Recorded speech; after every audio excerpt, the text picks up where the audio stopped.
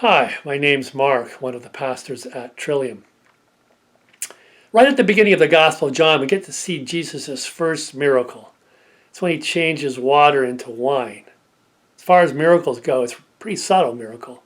It's a quiet miracle. It doesn't really have the power of those moments when Jesus heals people like the lame man or the blind man that we find later in the Gospel of John. It doesn't have the drama, feeding of the 5,000, or when Jesus walks on water. It doesn't have the mystery and the wonder like when Jesus raises Lazarus from the dead.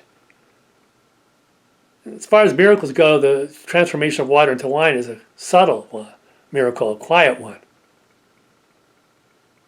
I think the reason for this, at least in part, is because Jesus hasn't started his formal ministry yet. He's at a wedding in Cana of Galilee, and the wedding is now running out of wine, which is a major social faux pas. And Jesus' mother, who's also at the wedding, turns to Jesus and says, well, do something about this. And Jesus says to her, what's it got to do with us? In any event, I don't see God at work at the moment. My hour has not yet come. See, in the Gospel of John, Jesus, the Son, only does what he sees his Father in heaven doing. The Son imitates the Father, does no more, no less. And I think at the wedding in Cana of Galilee, Jesus doesn't see God at work in the moment. And so he says to his mother, there's nothing for me to do here. But Jesus' mother ignores his protests and instructs the servants to follow Jesus' instructions. And so Jesus casts about looking for something, and he sees these 6 stone water jugs. They're probably half empty at this point, and he instructs the servants to fill them to the brim. And right at the moment when these stone water jugs are filled, the water has now become wine. If we blinked, we missed it. We missed the miracle. If we turn our head just away for a moment and turn back, the miracle has taken its effect. It's so often in those places that we miss these quiet, subtle miracles. See, I think that's how God tends to work in our lives. See, we've been taught to think that miracles are these big-time productions.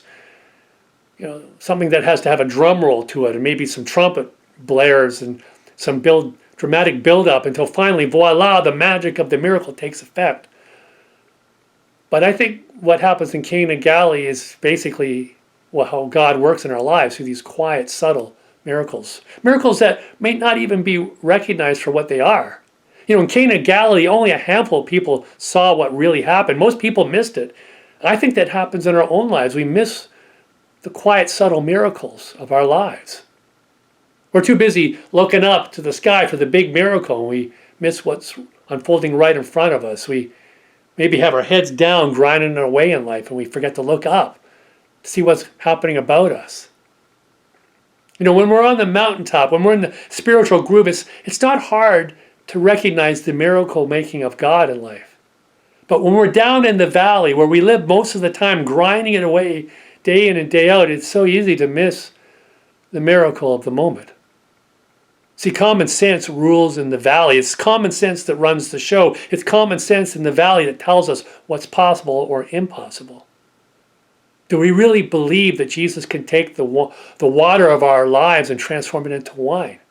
Are we prepared to allow Jesus to move us into places that our common sense says we should not go? Are we prepared to allow the Spirit of God to unfold circumstances that we believe from a common sense perspective is impossible? Discipleship really is about learning to trust God at work in our lives. And that means our faith has to be tested. It needs to be tested out. Otherwise, it'll just remain an abstract idea. It's in the testing that we learn to trust and have confidence that God really does act in life.